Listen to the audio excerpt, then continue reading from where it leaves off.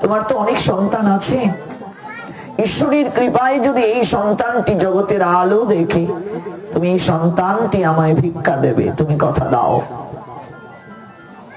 এবার সুরসেন বললেন, সন্তানকে পৃথিবীতে আনয়নের ক্ষেত্রে বাবার থেকে মায়ের কষ্টটা বেশি। কার কষ্ট বেশি? মায়ের। পিতা আনন্দিত হইয়া সাগরে দেয় ফেলিয়া, সেই যে চলে গেল ফিরে এলো না। বাবা বাবার কাজ করেই শেষ, আর সংবাদ নেননি। আমায় ধরিয়া জঠরে কত কষ্ট করে 10 মাস 10 দিন গর্ভে দিলা ঠাই। গর্ভে ধারণ করেছেন, পোষণ করেছেন, প্রসব বেদনা সহ্য করে তিল তিল করে দেহটাকে আনয়ন করেছেন এই ধরনীতে। এই জন্য বাবার থেকে মায়ের কষ্টটা বেশি সন্তানকে পৃথিবীতে আনয়নের ক্ষেত্রে। বাবার থেকে মায়ের কাছে সন্তান বেশি ঋণী থাকে, মায়ের চেতনা বেশি প্রাপ্ত হয় সন্তান। গতকাল মা বাবার প্রতি সন্তানের দায়িত্বের কথা তো বলেছি, কিন্তু মনে রাখবেন, প্রত্যেক মা বাবার দায়িত্ব সন্তানকে নৈতিক শিক্ষা দেওয়া, ভক্তি শিক্ষা দেওয়া। নতুবা সেই মা মা নন। ভাগবত জানালেন, সেই বাবা বাবা নন যে সন্তানকে ভক্তি শিক্ষা দেন না। কৈকেয়ীর মতো যিনি মা, তিনি মা বলে গণ্য নন। ভরত 14টি বছর কৈকেয়ীকে মা বলে ডাকেননি। কৈকেয়ীকে বলেছিলেন, সারাটা জীবন তুমি কলঙ্কিত অধ্যায় সৃজন করলে জগতের বুকে, আর তোমার এই কার্য সম্পাদনের জন্য আমার নামটাও মানুষ স্মরণ করবে যে তুমি ভরতের মা। কাজে আমি তোমায় মা বলে ডাকতে পারবো না। সেই মা মা বলে গণ্য নয় গো, শুধু গর্ভ ধারণ করলেই হবে না। যে মা সন্তানকে মানুষ করতে পারলেন না, যে মা সন্তানকে নৈতিক শিক্ষা, ভক্তি শিক্ষা, প্রেম ধর্মের শিক্ষা দিতে পারলেন না, তিনি মা বলে গণ্য নন। শাস্ত্র তাকে মা রূপে স্বীকার করে নাই। সন্তান প্রাপ্তি আমানত রূপে। আমানত দেখাশোনা করার দায়িত্ব। আমানত মানে গচ্ছিত, আপনি দেখাশোনার দায়িত্ব পেলেন। কিন্তু কেউ যদি সেই সন্তান প্রাপ্ত হয়ে অহংকার করে, আমার সন্তান, আমার সন্তান, ভগবান সবচেয়ে বেশি কষ্ট পান। এই জন্য কেউ যখন জিজ্ঞেস করে সন্তান কজন, আমরা গর্ব করে বলি 1 ছেলে 1 মেয়ে, 2 ছেলে 1 মেয়ে, 3 ছেলে 2 মেয়ে, যার যত সন্তান গর্ব করে বলেন। কিন্তু এই কথাটা কজন বলেন? আমার নয়, গোবিন্দের দান 1 ছেলে 1 মেয়ে। বলুন তো, বুকে হাত দিয়ে বলা হয় কি 2 ছেলে 1 মেয়ে? ভগবান সবচেয়ে বেশি কষ্ট পান কেউ যখন আমার আমার আমার বলে অহংকার করে। ভগবান তখন বলেন, ওরে তুই তো নগ্ন হয়ে গিয়েছিলি রে, লজ্জা নিবৃত্তির কাপড়টাও নিয়ে যাসনি। যেদিন যাবে এই সংসার নাট্যমঞ্চে অভিনয়ে সাঙ্গ করে, সেদিনও তুই লজ্জা নিবৃত্তির বস্ত্রটাকে রেখেই যাবি। আমি তোকে সকল কিছু দান রূপে দিয়েছি, দান। আরে দান গ্রহণ করে তুই অহংকার করছিস, আমার দান স্বীকার করছিস না। ওরে ব্যবসাও যদি তোর হয়, বাড়িটাও যদি তোর হয়, পুত্র তোর, কন্যা তোর, স্ত্রী স্বামী সকল কিছুই তোর, সকল কিছুই যদি আমার আমার আমার হয়, তুই কার? তুই কার রে? সন্তান ভগবান দিয়েছেন, তিনি চাইলে মুহূর্তের মাঝে মা ডাক কেড়ে নিতে পারেন কিনা, বাবা ডাক কেড়ে নিতে পারেন কিনা? পারেন। এই জন্য কেবল ওই কৃতজ্ঞতাটা দরকার। আমার নয় গোবিন্দের দান। আজ থেকে ভুলটার করবে না, তাতেই ভগবান সন্তুষ্ট। স্বীকার করলো, আমার ভক্ত স্বীকার করেছে, কৃতজ্ঞতা জ্ঞাপন করেছে। আপনি কাউকে উপকার করলেন, সেই ব্যক্তিটা আপনার উপকার স্বীকার করেনি, আপনি দ্বিতীয়বার তাকে উপকার করবেন? একটু বাচ্চাদেরকে সামলাও তো বাবা, সাউন্ডটা তো কম। আপনি কি দ্বিতীয়বার ইকোটা একটু কমাও উপকার করবেন? না। আপনি বলবেন তুই তো অকৃতজ্ঞ রে, আমি এতটা উপকার করলাম তোর আর তুই স্বীকার করলি না। এই করুণার ক্রান্তি লগ্নে একটা গবেষণায় দেখা গিয়েছে, মানুষ প্রকৃতি থেকে প্রতিদিন যে অক্সিজেন গ্রহণ করে, এই যে আমরা অক্সিজেন গ্রহণ করছি, ত্যাগ করছি কার্বন ডাই অক্সাইড। অক্সিজেন মানুষ গ্রহণ করে কি ত্যাগ করে? Carbon die oxide. আর বৃক্ষলতা গুল্ম কার্বন ডাই অক্সাইড গ্রহণ করে, অক্সিজেন ত্যাগ করে। গবেষণায় দেখা গিয়েছে একজন সুস্থ মানুষ প্রকৃতি থেকে 2.25 লক্ষ টাকার অক্সিজেন প্রতিদিন গ্রহণ করে। কোন মানুষকে যখন লাইফ সাপোর্টে দেয়া হয়, কৃত্রিম অক্সিজেন যখন দেয়া হয়, গবেষণায় দেখা গিয়েছে প্রতিদিন একজন সুস্থ মানুষ 2.25 লক্ষ টাকার অক্সিজেন ব্যবহার করে প্রকৃতি থেকে। ভাবুন, অনুভব করুন, কোন টাকা পয়সা দিতে হচ্ছে বাবা? এই করোনার সময়ে লাইফ সাপোর্ট থেকে এক লোককে বের করা হলো, ধনাঢ্য ব্যক্তি। বিলের কাগজটা হাতে ধরিয়ে দেয়া হলো, 3.5 লক্ষ টাকা। লোকটা কাগজটা হাতে নিয়ে কান্না করছে। নার্স বলছে, বাবু আপনার তো অনেক টাকা আছে, আপনি বেঁচে ফিরেছেন, সেটাই কৃতজ্ঞতা জ্ঞাপন করুন ঈশ্বরের প্রতি। আপনি কান্না করছেন 3.5 লক্ষ টাকা বিল দেখে? লোকটা বলে উঠলো, মারে কাগজে বিল দেখে কান্না করছি না, আমি কান্না করছি এই ভেবে মাত্র কয়েক ঘন্টা আমাকে কৃত্রিম বাতাস দেয়া হয়েছে, এই জন্য 3.5 লক্ষ টাকা আমাকে পরিশোধ করতে হচ্ছে বিল। কিন্তু যিনি আমায় সারা জীবন বিনামূল্যে বাতাস দিলেন, আমি যে একটা টাকাও তার বিল পরিশোধ করিনি রে। তিনি যখন আমায় জিজ্ঞেস করবেন, কাঠগড়ায় দাঁড় করাবেন, আমি তাকে কি জবাব দেব রে? ভাবুন, ভাবার জন্য মানুষ জীবন আমরা প্রাপ্ত হয়েছি। মানুষ জীবন প্রাপ্ত হয়ে যারা ভাবলো না, তারা মানুষ নয়, ওরা মানুষ রূপী পশু। এই মনুষ্যত্ববোধ কেবলমাত্র মানুষকেই ভগবান দিয়েছেন রে মা। আর কোন জন্মে পশু পাখি কীট পতঙ্গ বৃক্ষলতা গুল্ম কেউ প্রাপ্ত হয়নি। 84 লক্ষ জুনির মাঝে 4 লক্ষ তো মানুষ জন্ম, আর 80 লক্ষের মাঝে কেউ বিবেক পায়নি, মনুষ্যত্ববোধ পায়নি। 9 লক্ষ জলজ প্রাণী, 10 লক্ষ পাখি, 11 লক্ষ কৃমিকীট, 20 লক্ষ গাছপালা, 30 লক্ষ পশু। এই 80 লক্ষের মাঝে কেউ বিবেক মনুষ্যত্ববোধ পায় নাই। এটা মানুষকে দিয়েছেন ভগবান। এই জীবনে যে একটিবার ভাবলো না, বিচার করলো না, সে মানুষ নয় বাবা, সে পশুর কাতারে পড়ে রইল। হুশ জ্ঞান যার নাই, তাকে কি মানুষ বলা যায়?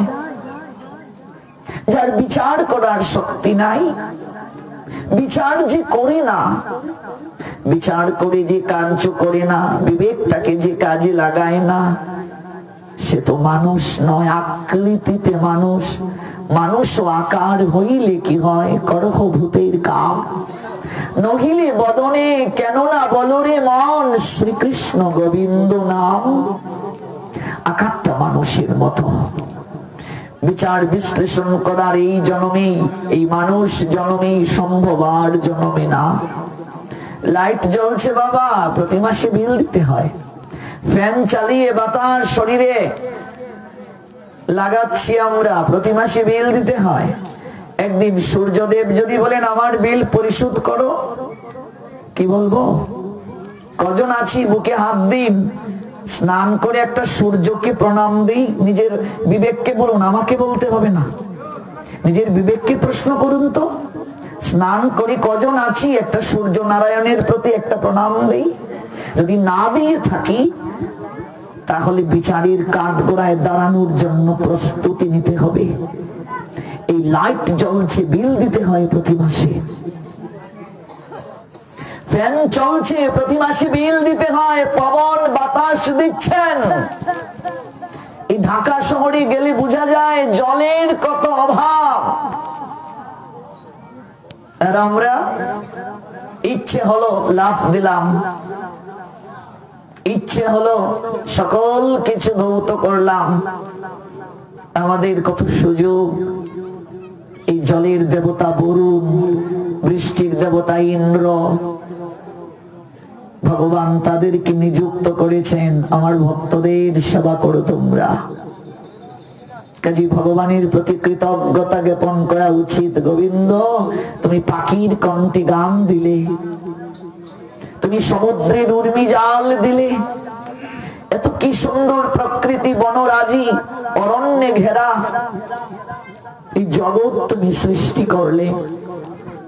দুটো আঁখি দিলে গোবিন্দ তোমার সৃষ্টিকে অবলোকন করার জন্য, কি না দিলে তুমি? কিন্তু তোমার এই সৃষ্টি দর্শন করে একটিবারও আমার অনুভব হলো না তোমার সৃষ্টি এত সুন্দর। না জানি তুমি কত সুন্দর। তোমার সৃষ্টিকে অবলোকন করে আমার চিত্তে কোনোদিন এই চেতনা জাগ্রত হলো না গোবিন্দের সৃষ্টি এত সুন্দর, না জানি আমার গোবিন্দ কত সুন্দর। একটিবার ভাবলাম না, ভাবার জন্য চেতনাটা আমি জাগ্রত করলাম না। ওম জবা কুসুম সনকাসং কাশ্যপেয়ং মহাদুতিং ধান্তারিং সর্ব পাপগ্নং প্রণতস্মি দিবাকরম। এই সূর্যদেবীর প্রণাম মন্ত্র যদি প্রণাম না পারেন অন্তত স্নান করে ওম শ্রী সূর্যায় নমঃ, তাতেও যদি না পারেন হাতটা জোর করে একটু প্রণাম দিন, মন্ত্র প্রয়োজন নেই। ভগবান আমাদের মনের কথা জানেন, ভগবান আমাদের ভাব বুঝেন, ভগবান আমাদের অনুভব তিনি অবগত আছেন। এই জন্য তিনি ভাবগ্রাহী জনার্দন। একটু প্রয়োজন কৃতজ্ঞতা জ্ঞাপন, একটু প্রয়োজন তার জন্য সময় রাখা। যদি না রাখি অকৃতজ্ঞ আমরা। উপকার গ্রহণ করছি, স্বীকার করছি না। প্রত্যেক মা বাবার দায়িত্ব সন্তানকে ভক্তি শিক্ষা দেয়া, ছোট্টবেলা থেকে। স্কুল কলেজের শিক্ষাও চলবে, ব্যবসাও চলবে, সকল কিছু চলবে, ভগবানের নাম গুণকীর্তনটাও চলবে। এত শিশুর প্রাথমিক শিক্ষা কেন্দ্রই তার পরিবার। পরিবার থেকেই শিক্ষাটা শুরু হয়। কইকেয়ী তিনি মা রূপে কলঙ্কিতা। ভরত 14 বছর তাকে মা ডাকলেন না। সেই বাবা বাবা নন, হিরণ্যকশিপুর মতো যিনি সন্তানকে যে ভক্তি শিক্ষায় বাধা দেন, যে খাও দাও, জীবন তো একটাই, ধর্ম প্রতিপালনের এখনো সময় হয় নাই, বয়স হয় নাই, পরে করবে। কি রে, এই বয়সে সাধু হয়ে গেলি? উনি বাবা নন, বাবা নামের কলঙ্ক, হিরণ্যকশিপু তিনি। আছে কি নেই ভাগবতে বাবা? প্রহ্লাদকে শূল দিয়ে বিদ্ধ করা হলো, বুকের মাঝে পাথর বেঁধে সাগরে নিক্ষেপ করা হলো, পাগলা হাতির পায়ের নিচে পেষ্টন করা হলো, বিষাক্ত কালো সর্প দ্বারা ছোবল দেয়া হলো, দুগ্ধের মাঝে বিষ মাখিয়ে খাওয়ানো হলো। অগ্নিকুণ্ডে ফেলা হলো, হস্তির সুর দিয়ে নিক্ষেপ করা হলো। অপরাধটা কি? নিজের সন্তান, বীর্যজাত সন্তান, অপরাধ কি? ভগবান হরিকে ডাকে বলে এই জীবন প্রাপ্তি তো হরি ভজনের জন্যই রে বাবা, আর কোন জন্মে তো হরি ভজনের সুযোগ নেই। একটা কুকুর, সেটা তো সুন্দর করে ভগবানকে ডাকতে পারে না, তার সাধু সঙ্গে আসারও অধিকার নাই, সুযোগ নাই, পরিবেশ নাই। বৃক্ষ চলতে পারে না, রৌদ্রে পড়ে বৃষ্টিতে ভিজে। কীট পতঙ্গ, তাদেরও তো সুযোগ নেই। পাখি, তারও তো সুযোগ নাই। আমি মানুষ হয়ে যদি হরি গুণগান না করলাম, তাহলে বুবার মাঝে আমার মাঝে পার্থক্য কোথায়? আমার চরণ যদি না চললো সাধু সঙ্গে, সেবা সঙ্গিনায়, মন্দিরে, বৃক্ষ আমার আর পঙ্গুর মাঝে কি পার্থক্য? প্রহ্লাদকে বলছেন হিরণ্যকশিপু, আমি তোমার পিতা, জন্মদাতা, আমার বাক্য পালন তোমার ধর্ম। প্রহ্লাদ বলছেন, জড় জগতের কোন কার্য করলে পিতামাতার আশীষের প্রয়োজন আছে, কিন্তু ভগবানকে ডাকতে গেলে পিতামাতার অনুমতির প্রয়োজন নাই। জগতে কারো অনুমতির প্রয়োজন নাই, কারণ এই জায়গাটা স্বতন্ত্র। এখানে মা যদি ভজন করি মা পাবে, বাবা যদি কৃষ্ণ ভজন করেন বাবা পাবে, সন্তান ভজন করলে সন্তান পাবে। কারণ এই জায়গায় কারো পাপ কেউ নেয় না, কারো পুণ্য কেউ নেয় না। ওগো, রত্নাকর দস্যুর পাপ তার মা নিয়েছিলেন, বাবা নিয়েছিলেন, স্ত্রী নিয়েছিলেন? কেউ না। যে আমার স্ত্রী ভগবানের সেবা করে, তো স্ত্রী সেবা করছে, ভগবানের স্ত্রী পাচ্ছে, আপনি কি করে পাবেন? আপনি অসুস্থ হলেন, আপনার স্ত্রী ঔষধ খেলে হবে? হবে না।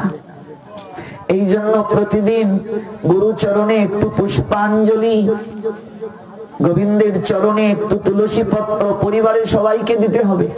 ভগবানের সেবাটা নামে একজন দিল, কিন্তু যদি 5 জন সদস্য থাকে 10টা তুলসী চন্দন চর্চিত করে রেখে দিতে হবে। প্রত্যেকেই 2টো করে তুলসী গোবিন্দ চরণে দেবে, এটা তার ডিউটি। এই ডিউটি লঙ্ঘন করে আপনি যেতে পারবেন না। আপনি মাছ ধরতে যাবেন, যান, কিন্তু আপনার ডিউটি পালন করে যেতে হবে। আপনি জমিতে ধান রোপণ করতে যাবেন, যান, সবজি বাগানে কাজ করবেন, করুন, এটা আপনার পেশা, আপনার স্বধর্ম, কিন্তু আপনাকে ডিউটি পালন করে যেতে হবে। স্নান করে গুরু মন্ত্র আপনাকে জপ করে, ভগবানের নাম একটু করে, যদি চোখে আলো থাকে একটু গীতাটা পড়বেন, সংস্কৃত না পারলে বাংলা অনুবাদটা পড়বেন, গোবিন্দ চরণে 2টো তুলসী পত্র দিয়ে আপনার ডিউটি শেষ করে আপনাকে গৃহ থেকে যেতে হবে, নতুবা আপনার পাপ হবে। এটা উচিত। এই বিন্দু মাত্র ভজন কলিযুগে যে করবে না, তার কি করে উদ্ধার হবে? হ্যাঁ, কি করছি আমরা বলুন তো? একটা বিনয়ের সঙ্গে জিজ্ঞাসা করি, রাত্রে আজকে ঘুমানোর সময় ভাববেন তো বাবা, ও মা, 5টা মিনিট নিজের জন্য ভাববে। এই 50 বছরের জীবনে, 60 বছরের জীবনে, 70 বছরের জীবনে, আমার মনে হয় 80-র উপরে কেউ নেই। এই 50, 60, 70 বছরের জীবনে নিজের জন্য কি করলে? চোখটা বন্ধ করে ভাবুন তো, যে আমি আমার নিজের জন্য কি করলাম। দেখবে হিসাবের খাতাটা শূন্য, কিচ্ছু করি নাই, কেবল দায়িত্ব পালন করেছি। যে তোমার মেসোমশাইয়ের সঙ্গে যখন বিয়ে হয়েছিল একটা টিনের ঘর ছিল, এখন একটা বিল্ডিং এ থাকি। একটা সনের ঘর ছিল, একটা টিনের ঘর করলাম না, এটা নিজের জন্য না।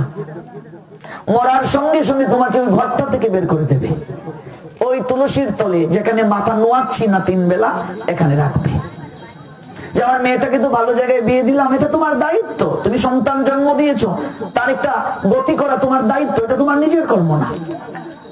যেমন ছেলেটাকে ভালো জায়গায় আমি চাকরিতে যোগদান করালাম, এটা তোমার ডিউটি, তুমি দায়িত্ব পালন করেছো। কিন্তু তুমি তোমার ভবের ঘাটের কি সম্বল করলে? করি ছাড়া তো কখনো তোমার গুদারা পার হবে না, খেয়া পার হবে না। কি করলে? এটা কি ভাবার কোনো সময় হয়নি? হ্যাঁ, এটা কি চিন্তা করার এখনো সময় হয়নি? না, আরো সময় দরকার রে মা। আর কত? অর্ধেকের বেশি তো জীবন চলেই গেল। এই কলিযুগে 60, 70 এর উপরে তো খুব কম সংখ্যক লোকেই বাঁচে। সারা বাংলায় ঘুরে 80-র উপরে তো খুব কম জন লোককেই পেলাম, 90-এর উপরে পাই নাই, 100 তো খুব দুর্লভ। আমি 64 জেলায় ঘুরে বেড়াই, হ্যাঁ, খুব কম সংখ্যক লোক 70-এর উপরে। 80 সে তো অনেক কম, অনেক কম। 90, 100 পাওয়াই যায় না। তাহলে যদি 60, 70 চলে যাওয়ার জন্য চারিদিকে এই বয়সটাই নির্ধারণ হয়, যাদের বয়স 60 হয়ে গেছে আর কদিন তারা বাঁচবে? গৌর প্রেমানন্দে অপরাধ নিন না কথাটায়, কদিন বাঁচবে বাবা? যাদের বয়স 65 হয়ে গেছে কদিন বাঁচবে? হিসাবটা কি করা এখনো প্রয়োজন না জীবনের? আমি আসন থেকে উঠতে পারবো কিনা তারও কিন্তু নিশ্চয়তা নাই, আমি 60-এ যাবো কিনা তারও নিশ্চয়তা নাই। কিন্তু সামগ্রিক যে একটা হিসাব, 50, 60-এই তো মানুষ চলে যাচ্ছে, 70-ই চলে যাচ্ছে। কিন্তু কলিযুগের নির্ধারিত আয়ু নাই, যে কোনো সময় মানুষ মরবে। কিন্তু সামগ্রিক যে একটা হিসাব, 50, 60, 70 ঊর্ধ্বে 80, যাদের বয়স 70 হয়ে গেছে বেশি দিন আর বাকি নাই। 50 মানে কি? আপনাকে হলুদ কার্ড দেয়া হয়ে গেছে, আপনি হলুদ কার্ড পেয়ে গেছেন। সতর্কবার্তা, হলুদ কার্ড মানে কি? সতর্কবার্তা, ঠিকভাবে খেলা করো, এটা সংসার খেলার মাঠ, খেলাঘর, সতর্ক হও। এরপর যে মানবে না, লাল কার্ড দিকে যা, বের হও, সংসার মাঠ থেকে বের হয়ে যা। আর মাঝে মাঝে কি গোবিন্দ তো রেফারি বাঁশি দিয়ে একটা হুইসেল দিচ্ছেন, রোগ ব্যাধি যন্ত্রণা মহামারী করুণা এগুলো দিয়ে বলেন, দেখ এত বেটাগিরি করিস না, আমি একজন আছি, এটা ভুলে যাস না। মাঝে মাঝে ঝড় জলোচ্ছ্বাস খরা বন্যা এগুলো দিয়ে, ভূমিকম্প দিয়ে, ঘূর্ণিঝড় দিয়ে, রোগ ব্যাধি যন্ত্রণা, সংসারে অশান্তি, শরীরে অশান্তি দিয়ে ভগবান মাঝে মাঝে আমাদেরকে বুঝান, দেখ এই জগতে সবাইকে আমি সুখী কেন করি না জানিস? কোনো না কোনো জায়গায় দুঃখ কেন রাখি জানিস? কাউকে শরীরগত দিক থেকে দুঃখী, মনোগত দিক থেকে, সংসারগত দিক থেকে কেন রাখি জানিস? মানুষই অল্প সুখ পেয়েই আমাকে ভুলে যায়। আর যদি সর্বক্ষেত্রে আমি সুখী করে দিই, আমি যে একজন আছি, ওরা মানবেই না। গৌর প্রেমানন্দে ওরা মানবেই না আমি যে একজন আছি। এই জন্য একটা না একটা দিকে দুঃখ রাখি, যেন দুঃখ পেয়েছি আমার চরণে মাথাটা ঠেকিয়ে একটু নয়নের জল ফেলে আমায় ঢাকে। কাজেই সময় কিন্তু খুব কম বাবা। গগনে বেলা নেই, পূর্ব গগন থেকে পশ্চিম গগনে ঢলে যাচ্ছে জীবনের বেলা। কদিন আর বাঁচবো? হিসাব করাটা জরুরি। জীবনের হিসাব যে করে না সে মানুষ না।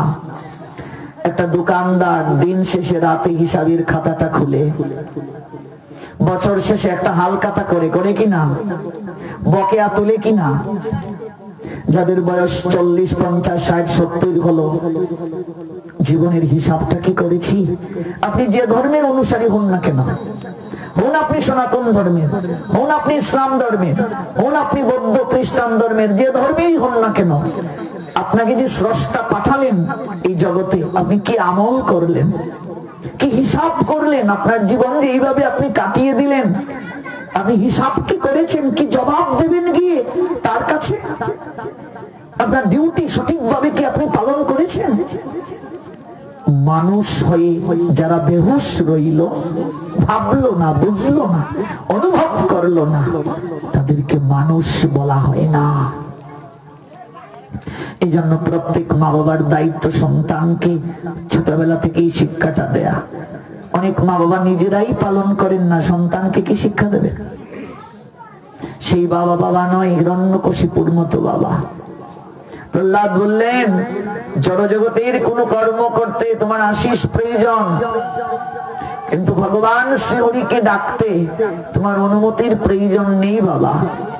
তোমার সঙ্গে আমার সম্পর্ক আমার দেহে যতদিন প্রাণ আছে ঠিক ততদিন পর্যন্ত, দেহ থেকে প্রাণ চলে গেলে তোমার সঙ্গে আমার আর কোনো সম্পর্ক থাকবে না। ভুল বলছি বাবা? কেউ মারা গেল, সন্তান কান্না করছে, উদাহরণটা দিলে প্রহ্লাদের কথাটা পরিষ্কার হবে। শ্রাদ্ধ বাসুরি পিণ্ড দেবে আর বলছে, ও বাবা তুমি আমায় ছেড়ে কোথায় গেলে গো, তোমায় ছাড়া আমি কি করে থাকবো গো, খুব কান্না করছে। সেই বাবাই যদি এসে হাজির হয়ে বলে, আর কত কান্না করবি, আমায় পিণ্ডটা দে, আমি মরি নাই। বাবা বলে জড়িয়ে ধরবে ছেলে, না ভূত বলে দৌড়ে পালাবে? বলুন, ঠাকুরদা যে মন্ত্র বলছিল সে ঠিক থাকবে? তাহলে যার জন্য কান্না এতক্ষণ করলো, এই কান্নাটা রিয়েল না ফেক? ফেক কান্না। তোমার সঙ্গে সম্পর্ক, প্রহ্লাদ বলছেন যতদিন প্রাণ আছে ততদিন, কিন্তু আমি যাকে ডাকছি তিনি শুধু পিতা নয়, জগৎ পিতা। তার সঙ্গে জন্ম জন্মান্তরের সম্পর্ক, তিনি পদ্ম পলাশ লোচন ভগবান শ্রীহরি। তাকে ডাকবো না বাবা? মাটির পাত্র কৃতজ্ঞ হলে বলতে পারে তাকে তৈরি করতে কোমর লাগে নাই, তাকে তৈরি করতে দণ্ড লাগে নাই, কিন্তু মাটির পাত্রকে, মাটিকে অস্বীকার করতে পারে বাবা? তার দেহটাই তো মাটি দ্বারা তৈরি, মাটিকে সে কি করে অস্বীকার করবে? যিনি এই দেহ দিয়ে পাঠালেন তাকে ডাকবো না, তাকে স্বীকার করবো না, এটা কি করে হয় বাবা? হিরণ্যকশিপুর মতো বাবা বাবা নয়। সেই গুরু গুরু বলে গণ্য নয় যে শিষ্যকে ভক্তি শিক্ষা প্রদান করেন না। শুক্রাচার্য তিনি গুরু নন, বলি মহারাজ তাকে ত্যাগ করেছিলেন। গুরুদেব যিনি হবেন তার যোগ্যতা থাকতে হবে, গুরুর ছেলেই গুরু নয়। ব্রাহ্মণের ছেলেটাই ব্রাহ্মণ হবে এমন নয়, তার যোগ্যতা থাকতে হবে, এটাই শাস্ত্রের কথা। ডাক্তারের ছেলে যেমন ডাক্তার হয় না, পড়াশোনা করে তাকে ওই জায়গায় যেতে হয়। যেমন আমাদের ধার্মিক মুসলমানদের মাঝে দেখবে মাওলানার ছেলে মাওলানা না, তাকে পড়াশোনা করে ওই জায়গায় যেতে হয়। আলেম হতে গেলে এলেম অর্জন করতে হয়, হুজুর হতে গেলে ডিগ্রি অর্জন করে পড়াশোনা করে ওই জায়গায় যেতে হবে। ওই ওয়াজের মঞ্চে সেই বসতে পারবে যে পড়াশোনা করে ডিগ্রি নিয়ে ওই জায়গায় গিয়েছে। জন্মসূত্রে এগুলো হয় না। আজকাল দুর্ভাগ্য সনাতনী হিন্দুদের বহু জায়গায় এখনো গুরুর ছেলে শাস্ত্র জানুক আর নাই জানুক সেই গুরু, তার ঠ্যাং দেওয়া জল খাচ্ছে।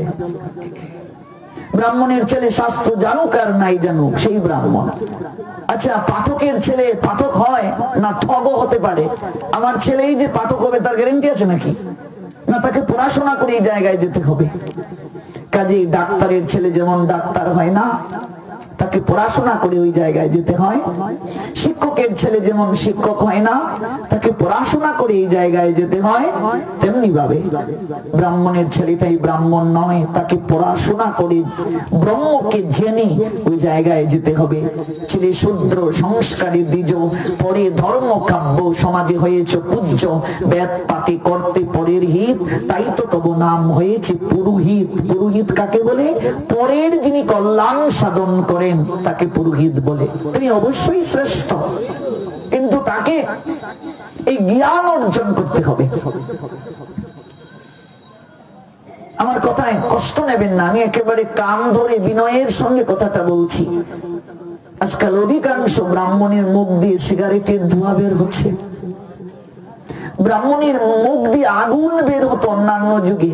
আগুন মানে অগ্নি আগুন নয়, আগুন যাকে স্পর্শ করে তাকেই ভস্ম করে দেয়। ব্রাহ্মণের কথাটা এটাই আগুনের ন্যায় ছিল। সদাচার জীবন যে পালন করে, ভজন যে করে, সাধনা যে করে, সে বাকসিদ্ধা হয়। তার কথাটা অগ্নির ন্যায়। যে মুখ দিয়ে অগ্নি বের হতো, অর্থাৎ বাকটাই অগ্নি, আজকে সেই মুখ দিয়ে, সবার কথা বলছি না, অপরাধ নেবে না, সিগারেটের ধোঁয়া বের হয়। যিনি আচরণশীল নন, যিনি কর্মকে সঠিকভাবে সম্পাদন করছেন না, শাস্ত্র তাকে স্বীকার করে না। মুচির কুলে সূচি হয়, হয় কি হয় না? রুহিদাস কোন কুলে জন্ম নিয়েছিলেন? মুছি, কিন্তু তার চামড়া বেজানো ঘাটের জলে মা গঙ্গা আবির্ভূত ছিলেন। অর্জুনকে পাঠানো হয়েছিল নিমন্ত্রণ দেওয়ার জন্য। অর্জুন অহংকার করে বলছেন আমি ক্ষত্রিয়, আমি যাব মুছির বাড়ি নিমন্ত্রণ করতে, কিন্তু মাধব পাঠিয়েছে, আমি তো আবার না গিয়েও থাকতে পারি না। আচ্ছা এসেছি যখন একটু নিমন্ত্রণ দিয়েই যাই।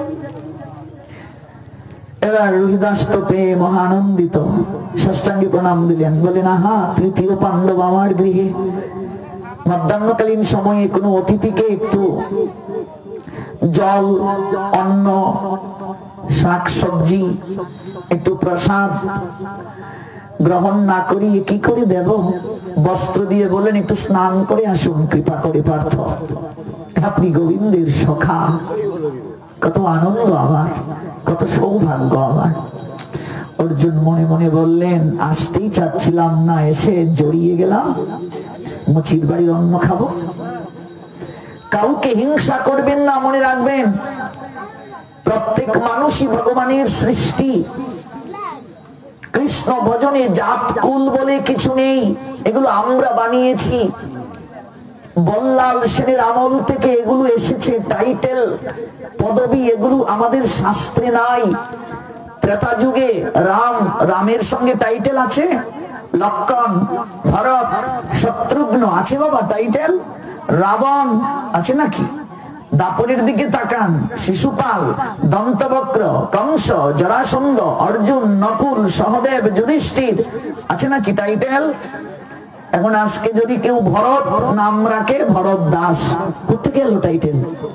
ভরত সূত্রধর, ভরত দেবনাথ, ভরত চৌধুরী, কিন্তু যে লোকটা ভরত তার পিছনে কিছু নাই, কিন্তু আমরা লাগাচ্ছি। এগুলো কোথা থেকে এলো? বল্লাল সেনের আমল থেকে। ইতিহাস পড়ে দেখবেন যে যে পেশা করেছে ওই পেশা অনুযায়ী তার পিছনে পদবি লেগেছে। আজকাল এখনো অনেক মানুষ পালের ছেলে পালের মেয়ে না হলে বিয়ে দেবে না। পাল পাল পাল, এক পাল হতে হবে। তোমরা কোন পাল গো? রুদ্রপাল, কুমাইরা পাল, তারপর আরো নাকি কি কি পাল আছে, হ্যাঁ, মহিপাল, তেলিপাল। আমি একটা মেসেজ দিয়ে যাবো সবাইকে, ইয়াং জেনারেশনকে, হিন্দু হলেই বিয়ে করবে, জাত খুঁজবে না। হিন্দু হলেই বিয়ে করবে, জাত বলে শাস্ত্রে কিচ্ছু নেই। এগুলো আমরাই তৈরি করেছি। জীবের একটাই জাত, জীবের একটাই স্বরূপ, সে সবাই আমার আপনার একটাই পরিচয়, একটাই জাত। আমরা সবাই কৃষ্ণ দাস, আমাদের একটাই পরিচয়, আমরা কৃষ্ণ দাস। এটাই মহাপ্রভুর সিদ্ধান্ত। যেই ভজে সেই বড়, অভক্তহীন ছাড়। কৃষ্ণ ভজনে নাই জাতি কুলাদি বিচার। জীবের একটাই পরিচয়, সে কৃষ্ণ দাস। প্রমাণ আছে কি? নিশ্চয় আছে। কৃষ্ণ বলি সেই জীব অনাদি বহির্মুখ, অতএব মায়া তারে দেয় সংসার দুঃখ। কৃষ্ণ ভুলে যাওয়ার কারণে দুঃখ পায়। জীবের স্বরূপ হয় কৃষ্ণের নিত্য দাস, এটা তার পরিচয়। আপনি কর্মানুযায়ী সংস্কার নিতে পারেন। প্রত্যেকেরই দশবিধ সংস্কারের মাঝে পৈতা দেয়া একটা সংস্কার, প্রত্যেকেরই অধিকার আছে।